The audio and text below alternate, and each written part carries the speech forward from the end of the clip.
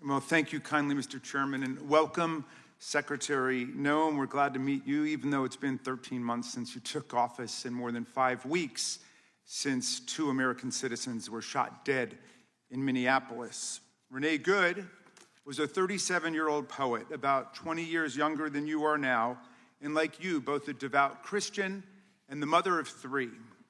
She was on her way home from school drop-off when she encountered an ICE operation, and one of your agents shot her dead, shot her 3 times.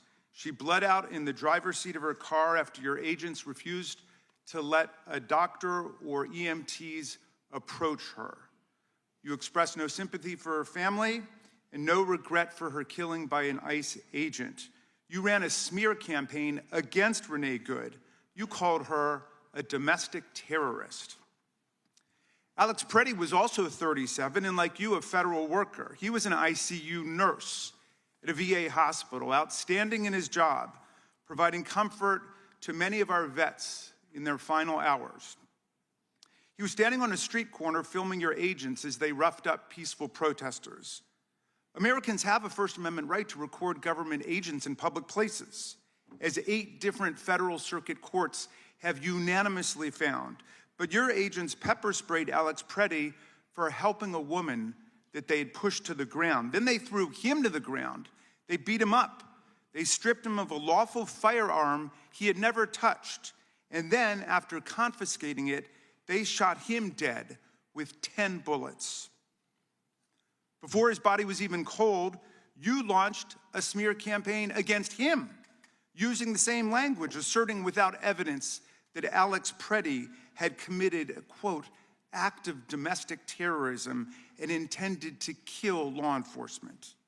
This disturbing video tells the true facts you tried to cover up with propaganda, and we can play it only because other brave Americans used their phones to capture the actual reality of this horror.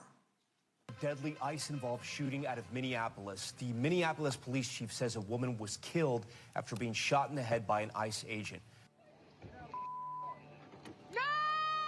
Renee Nicole Good was a 37-year-old U.S. citizen and mother of 3 who moved to Minnesota just last year. It was an act of domestic terrorism. Breaking news in Minneapolis and another deadly shooting involving a federal officer in that city. This video shows the incident from this morning with officers surrounding a man before taking him down and shooting him during a struggle. Officials later said the man had died. Minneapolis city officials said the man is a 37-year-old white male, a resident of Minneapolis. They also say he is believed to be an American citizen and that he was a lawful gun owner with a permit to carry. This individual who came with weapons and ammunition to stop a law enforcement operation of federal law enforcement officers committed an act of domestic terrorism. That's the facts. Madam Secretary, you've provided no evidence to back up your defamatory lie against either of these American citizens. There have been 3 homicides in Minneapolis in 2026. Your agents committed 2 of them. Rather than work with state and local authorities to solve these homicides, you barred Minnesota's investigators from the crime scenes. You're denying them access to all the evidence that you have about the deaths of their citizens. It smells like a cover-up, and it makes me wonder who the real domestic terrorists are. But you didn't just lie about Renee Good and Alex Preddy. In dozens of cases, federal judges have found that your officials lied to them in court. A Reagan-appointed judge rejected the testimony of your acting ICE director as, quote, disingenuous, squalid, and dishonorable. Another judge called the affidavit of a top ICE official, quote, the sorriest statement I've ever seen, adding she was shocked when she saw it, and that if you were asking to get a warrant issued on this, I'd throw you out of my chambers. Here are a few more examples of the many scores we found in the case books. Yesterday, you insisted under oath to the Senate that you follow court orders, but that's not true either. Just last month, your lawyers were forced to admit that you had violated immigration court orders more than 50 times in 10 weeks. And that was just in New Jersey, one of 94 judicial districts in America. In Minnesota, Judge Patrick Schultz a George W. Bush appointee, concluded, quote, that ICE has likely violated more court orders in January of 2026 than some federal agencies have violated in their entire existence. And while you make a daily mockery of our courts and our Constitution, you're treating the billions of dollars our colleagues showered on your department like a personal slush fund. You've budgeted an astonishing $220 million for media consultant contracts so you can star in self-promoting photo shoots and lavish ad campaigns like this one of you riding horseback at Mount Rushmore, which was shot during last year's government shutdown.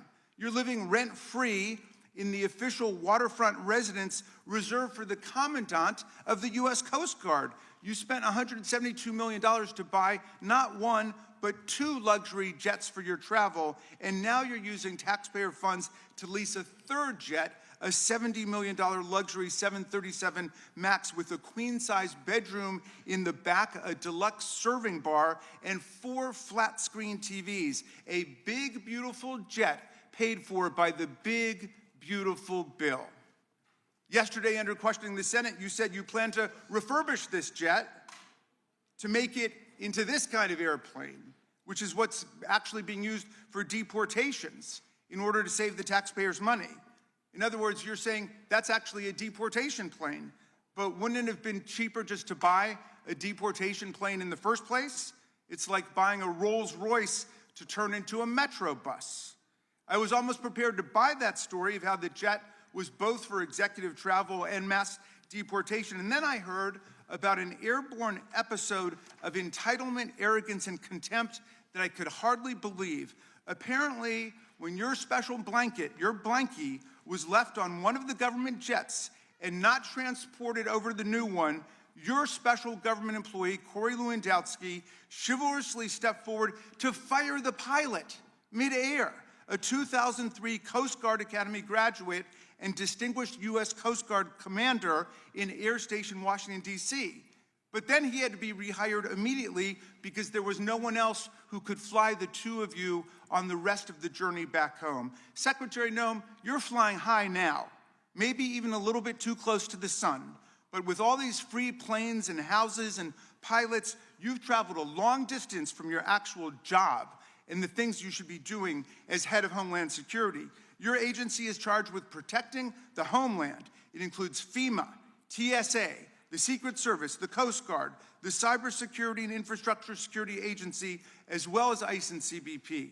Yet you've hollowed out the national security mission. You redeployed thousands of people responsible for tracking terror financing and fighting cyber threats to go work on your mass immigration roundup. You reassigned to the roundup agents working a key national security probe into Iran's terror financing, paralyzing that investigation. And to run what's left of Homeland Security's ruined terrorism prevention office, you actually installed a 22-year-old intern whose chief listed qualification for the job was that he had participated in a model UN club his junior year of college. Through FEMA, you're supposed to provide disaster relief to our communities. Yet last summer, as floods devastated central Texas and killed 135 people, including 25 girls and 2 counselors at a Christian summer camp, you withheld crucial support, including search and rescue teams, for 72 hours. Why? Those were 3 crucial days during which people drowned and died, waiting for bureaucratic approval.